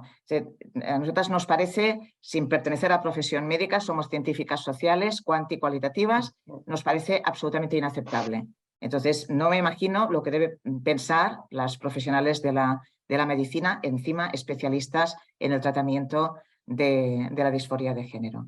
Gracias. Creo que hay más preguntas. Alejandra, te puedo... Sí, tenemos hace un rato a Judith Roura esperando para preguntar, y luego, si os parece, Rosario y Maricruz, como habéis intervenido con anterioridad, os paso la palabra. Dejamos que hable primero Judith, que todavía no ha tenido oportunidad de preguntar. Puedes hablar, Judith, tienes el micro abierto. Hola, gracias por darme la palabra. Espera, abro el vídeo. Ya, muy bien. Los datos son los que son, las interpretaciones parecen como un poquito más bueno, debatidas, digamos así. En todo caso, supongo que lo que nos mueve tanto a Feministas Cataluña como a todo el mundo es, de hecho, el bienestar de las personas, ¿no? O sea, tenemos que saber realmente cuál es el resultado de estas intervenciones que se hacen, pues cuál es el grado de satisfacción. Teniendo en cuenta que Transit ya debe llevar, no sé, 8 o 10 años, o sea, un periodo suficientemente largo, igual sería estadísticamente significativo, pues, pedir una encuesta por parte de Catsalut, por parte de quien sea, entonces del grado de satisfacción del servicio, y a ver si realmente este servicio es malo para la salud de las personas, porque en el fondo estamos hablando de datos y estamos infiriendo que estos datos conllevan un malestar o un bienestar o lo que sea, pero son solo datos. Yo creo que aquí habría que preguntar a las propias personas. No sé si desde Feministas de Cataluña podríais pedir que se hiciera esta encuesta de grado de satisfacción del servicio, que en el fondo es lo que nos interesa, y compararlo con otros servicios similares que tratan, pues, casuísticas en las que influyen mucho, pues, la sociedad. Gracias. A ti, Judith. Sí, mira, gracias, Judith. Me alegro mucho que hagas esta intervención porque me da la oportunidad de explicar que los datos son datos, efectivamente, y los datos muestran lo que muestran. Y los datos muestran una anomalía, y es que a las chicas adolescentes no son chicos. No hay un 70% de chicas preadolescentes y de chicas adolescentes y jóvenes que no son chicas. A las chicas no nos pasa nada, a las chicas, y menos a las chicas adolescentes. Como han dicho las especialistas en disforia de género ahora mismo, estamos hablando de un patrón muy diferente, de un patrón que tiene que ver con un canal para expresar malestares ante una hostilidad nunca vista antes en la época contemporánea, a la que tienen que hacer frente las niñas preadolescentes y adolescentes y jóvenes, un aumento espectacular de la violencia sexual, una hostilidad en todos los sentidos para encajar en unos patrones sexistas de tipo estético, ideales, inalcanzables, una negación cada vez más grande de los chicos respecto a la violencia sexual que reciben las chicas, al tiempo que ellos están consumiendo pornografía violenta a edades cada vez más jóvenes. Es decir, hay unas paradojas socioculturales, yo como antropóloga te puedo decir, ¿no?, que nos informan de un contexto insoportable en el que crecen las chicas adolescentes y preadolescentes. Entonces, esto es lo que realmente nos preocupa. ¿Qué está llevando a todas estas chicas a no querer ser mujeres? Esto es lo que nos preocupa. Nos preocupa también las decisiones que se tomen a partir de edades tan pequeñas como 2, 3, 4, 5 años que están en la base de datos que hemos recibido. Esto es lo que nos preocupa. Y desde luego, Feministas no tiene ningún objetivo para analizar la satisfacción con un servicio, porque así no se evalúa la calidad de un acto médico ni de un tipo de intervención. Naturalmente es un dato muy importante, pero no es un dato que tenga nada que ver con la eficiencia del servicio ni que nos pueda informar sobre un fenómeno sociocultural ante el cual, desde luego, desde el punto de vista de la igualdad, no podemos quedarnos paradas. Y fíjate una cosa, y es que metodológicamente hemos hecho un énfasis en que los datos deben ser de calidad. Esta calidad está siendo cuestionada, es cuestionable, como hemos demostrado. Hemos hecho un tratamiento transparente, se puede reconstruir, es muy fácil, es estadística descriptiva lo que hemos hecho. Hemos hecho una descripción objetiva de tendencias, estadística básica, que tú conoces perfectamente.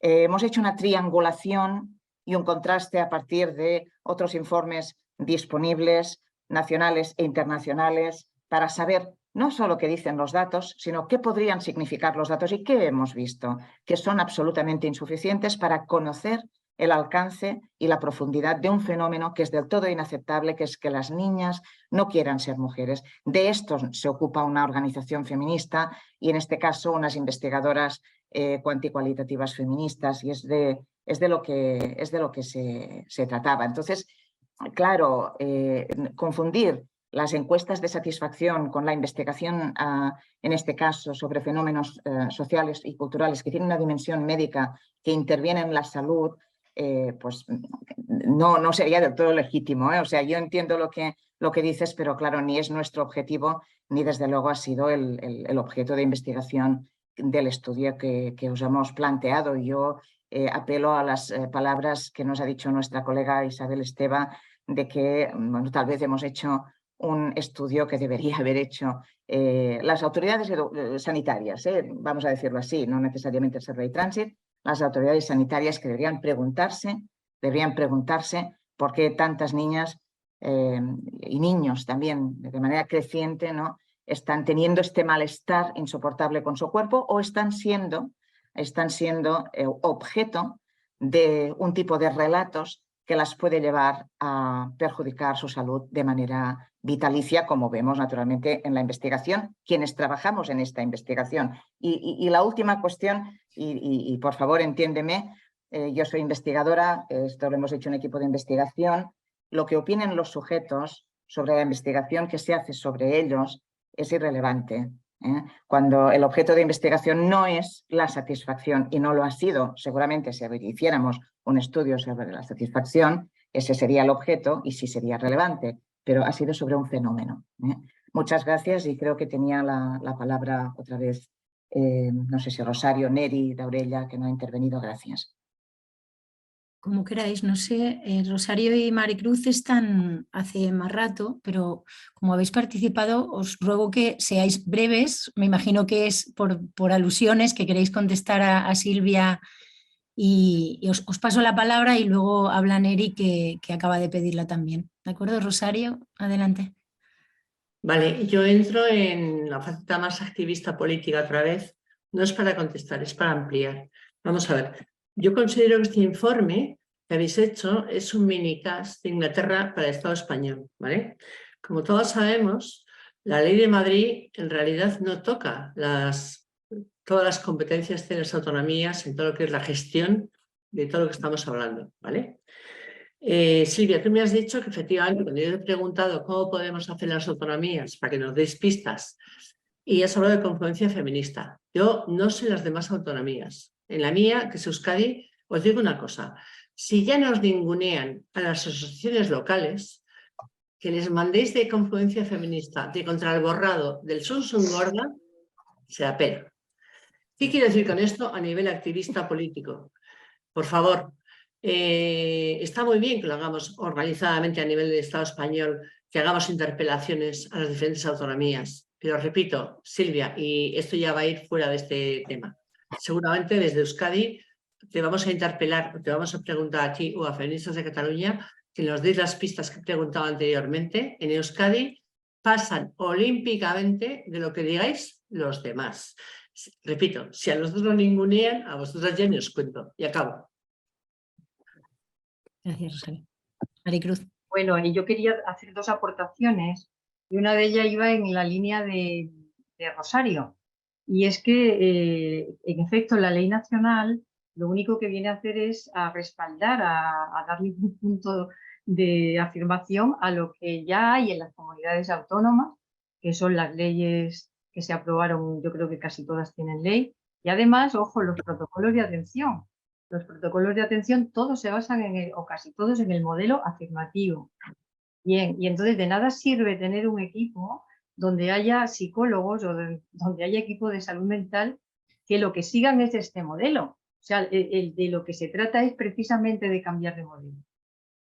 Porque si no estamos en la misma, ¿no? Hay psicólogos que se dedican a afirmar a la persona que viene, no entran en el detalle de lo que hemos hablado de esas comorbilidades, de esas causas, etc. Y la segunda aportación es sobre el tema de, se me olvidó antes decirlo, ¿no? Que en nuestra serie pues ya empezamos a ver ya destransiciones y desistimientos. A partir del 2019 pues puedo contar que tenemos 12 desistimientos, 6 de hombres y 6 de mujeres, y 12 destransiciones de gente que ya ha empezado tratamiento hormonal y lo han abandonado. Anteriormente, creo recordar que el otro día lo hablaba con Isabel, que teníamos contabilizados 2 casos de 2 personas. Estoy refiriéndome a años pretéritos, de antes del 2010, creo que estábamos hablando. Bueno, y por supuesto yo creo que cada vez serán más frecuentes estas situaciones porque está estudiado, ¿no? Que los 3 primeros años de tratamiento hormonal son como años de luna de miel, ¿no? Está todo el mundo muy contento con eso, etcétera. Y luego ya a partir de los 3 años parece ser que empiezan ya a dejar los tratamientos. Esto también es nuevo, esta parte, ¿no? Porque claro, estamos tratando cosas que no, o sea, situaciones que no son disforia de género. Y bueno, y ya aprovecho para decir que milagrosamente me he encontrado aquí después de 40 años con Rosario Iraola. Que hacía 40 años que no la veía. Perdonad, que empezamos, vamos a ir terminando. Le damos la palabra a Neri, que lleva también un rato esperando, y así tratamos de terminar a las 8, que llevamos ya un par de horas conectadas. Adelante, Neri, cuando tú quieras. Espera, todavía no se te oye, Neri. Espera un momentito. Por favor, a ver si podemos abrir. Ahora sí. ¿Se oye? ¿Sí? Ahora sí. Bueno, muy bien. Quería agradeceros muchísimo a Feministas de Cataluña que hayáis tomado esta iniciativa tan necesaria y que creo que pone de relieve diríamos, las carencias que en cambio en otros colectivos, y yo diría incluso los colectivos profesionales, o sea, no desde las feministas, sino desde los profesionales de la psicología, de la psiquiatría, que han sido tan ninguneados en todo este abordaje que se ha hecho desde esta manera de plantear las cosas, de que Transit sea el referente en Cataluña, sustituyendo a lo que era la unidad de género del clínico, donde al menos había psiquiatras, psicólogos que ejercían como tales, diríamos, ¿no? Entonces, el hecho de esta, o sea, digamos, cuando decís, por ejemplo, que el 87% de personas que van a Transit salen con la receta hormonal en la primera visita. A ver, ¿esto qué quiere decir? ¿Qué papel tiene ahí un psicólogo entonces? 0, no hay psicólogo. Pero este dato viene del propio Transit, habéis dicho, no lo he entendido bien. Es que casi me costaba creerlo, porque a mí cuando me llegan personas, ahora hablo de mi consulta privada, no hablo a nivel estadístico, pero cuando me llegan las personas rebotadas porque se han encontrado con que había este tipo de abordaje y vienen a pedir psicoterapia, entonces yo no pensaba que el propio servicio reconocía que en el 87% salían con la receta hormonal en la primera visita. Es decir, no abordar un mínimo, digamos, de abordaje reflexivo, de pensar un poco en la historia personal de la persona que está consultando, sobre todo cuando se trata de gente joven, de niños, adolescentes, y que esto realmente se salte este periodo, se salte el papel del psicólogo, y que el psicólogo, si hay un 87% que ya salen con la receta hormonal en la primera visita, ¿qué papel tiene el psicólogo ahí? No hay ningún papel. Afirmar. Yo creo que se está dando una confusión muy grande con toda la idea esta de que se ha generalizado, de que hay que despatologizar todo esto. Entonces, resulta que despatologizar, ¿qué quiere decir? Que no podemos reflexionar, abordar a las personas que consultan pensando en su sufrimiento, cuál es el origen de su sufrimiento, cuál es la mejor manera de ayudarles, etcétera. Todo esto que sería la función de un psicólogo, sea de la orientación que sea. O sea, porque no estoy hablando solo desde psicoanalista, que soy yo, por ejemplo, sino desde cualquier psicólogo que intenta abordar el sufrimiento del paciente o de la persona que consulta. Si no le queremos llamar paciente, no le llamemos paciente, pero le llamémosle de la persona que sufre y que por lo tanto acude a la consulta para que la atendamos y podamos acompañarla en pensar con ella qué es lo que le está pasando, por dónde puede venir su historia y preguntarse por el origen de las cosas. Es que me parece el ninguneo de la profesión del psicólogo en este abordaje. Me parece que es patético que los psicólogos no hayamos podido reaccionar antes, igual que han reaccionado feministas de Cataluña planteando hacer este planteamiento al Parlamento de Cataluña. Yo creo que el Colegio de Psicólogos, nosotras como grupo de Colegio de Psicólogos ya hicimos una iniciativa hace un año en la que invitamos precisamente a Silvia y a Isabel Esteva y a David Bell, el psicoanalista de la Tavistock, para plantear todas estas cuestiones, y de momento todavía está colgado en la web del Colegio de Psicólogos, aunque ha habido momentos en que nos lo han quitado y lo hemos tenido que pedir que lo volvieran a poner. Es decir que, bueno, solamente quiero decir esto, el ninguneo de la profesión de psicólogo en este abordaje requeriría que hubiera más reacción por parte de la profesión. Gracias, Neri. Pues muchas gracias. Por casualidad, perdona Silvia, que yo sepa, no se ha pronunciado, ¿no?, el Colegio de Psicólogos al respecto, porque sí he leído al Colegio de Psiquiatría, al Colegio de Médicos, a grupos psicoanalíticos. No he en ningún momento visto un pronunciamiento contrario a estas leyes que amordazan a la profesión del psicólogo, ¿no? No sé si ha cambiado o efectivamente siguen sin pronunciarse. El Colegio de Psicólogos de Cataluña se pronuncia como equidistante. Equidistante. No se mueven de esta posición. Bueno, equidistante quiere decir entre la terapia afirmativa y otras formas de pensar. Gracias. Bueno, son las 8 de la tarde. Gracias, no sé si Silvia quieres cerrar diciendo alguna cosa más o nos despedimos. Sí, un comentario final y te paso la palabra para cerrar. Bueno, el comentario final sin duda es agradecer muchísimo la atención. Hemos estado al límite de la capacidad de esta reunión, rueda de prensa. Me consta que ha habido varios periodistas y varias periodistas interesados. Muchísimas gracias por prestarnos atención. Hemos hecho un trabajo, como sabéis, fuera de nuestro trabajo, pero utilizando nuestras herramientas profesionales.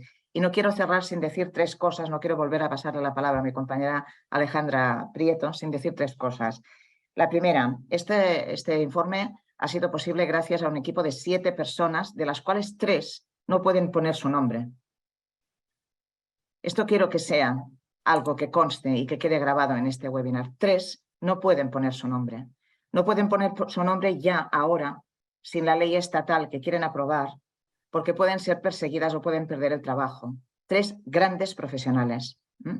Otras lo podemos hacer, en mi caso, porque estamos al final de nuestra carrera o porque somos funcionarias. y otras porque tenemos trabajos de autónomas. Pero hay 3 personas de este equipo de 7 que no lo pueden hacer. Esto no puede ser. Y esto es muy importante que quede dicho, porque a pesar de ello han dejado su tiempo, su experiencia y su conocimiento para hacer un servicio público, porque no aceptamos que las niñas no quieran ser mujeres, que esta sociedad hostil las esté empujando a comprometer de por vida su salud física y mental. Eso tiene que quedar dicho en este webinar, porque nosotras somos una asociación con profesionales, pero somos una asociación militante, activista, por los derechos de las mujeres y las niñas en todo el mundo, de feminismo universal, para todas, sin colores, sin lugares. Dicho esto, quedamos a la disposición de todas, Rosario, y de todas las entidades profesionales, entidades autonómicas que queráis saber cómo hemos hecho esto. Os podemos asesorar, estaremos encantadas de poder asesoraros y de poder colaborar todas las personas que realmente buscamos la salud, el bienestar basado en la salud biopsicosocial de las personas y sobre todo de la infancia. Porque no creemos que para ser quien eres tengas que cortarte los pechos. Perdonad que diga estas palabras así porque realmente esto no lo podré decir cuando se apruebe la ley estatal. Gracias, Alejandra, tienes la última palabra si quieres cerrar. Bueno, sí. Gracias, Silvia. Solo nos queda ya, disculpad que veo que queda una pregunta por hacer, pero nos habíamos fijado las 8 ya de hora límite. Llevamos 2 horas y estamos muy cansados. Quedamos a vuestra disposición para cualquier duda o pregunta que haya quedado en el correo de la asociación, que es hola@feministas.cat, en catalán, hola@feministas.cat, para cualquier duda o consulta. El informe está colgado en la página web también y se puede descargar, compartir, por favor darle toda la difusión que podáis, sobre todo las que trabajan en el campo de la salud y de la salud mental. Y solo nos queda agradeceros nuevamente que hayáis compartido este tiempo con nosotras, todas vuestras aportaciones también, porque yo creo que, como dice Silvia, en los tiempos que corren agradecemos muchísimo el poder debatir de forma serena y todo lo que está sucediendo, especialmente las consecuencias que está teniendo para los menores, para nuestras niñas, y que tenemos que buscarnos, lamentablemente, estos pequeños espacios que tenemos y que nos dejan, porque sistemáticamente nos están cancelando actos y anulando salas y es muy difícil encontrar lugares donde poder hablar de esto y discrepar de la ideología de la identidad de género. Entonces es un éxito que nos podamos reunir aquí y que incluso con aportaciones de gente que no piensa como nosotros haya sido todo un debate muy respetuoso, y yo estoy muy satisfecha del acto y quiero agradecer a todo el mundo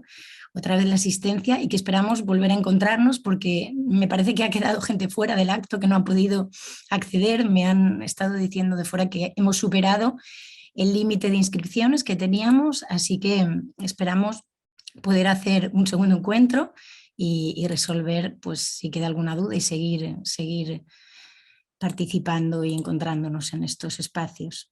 Así que lo dejamos aquí por hoy. Muchísimas gracias a todos y nos vemos la próxima vez.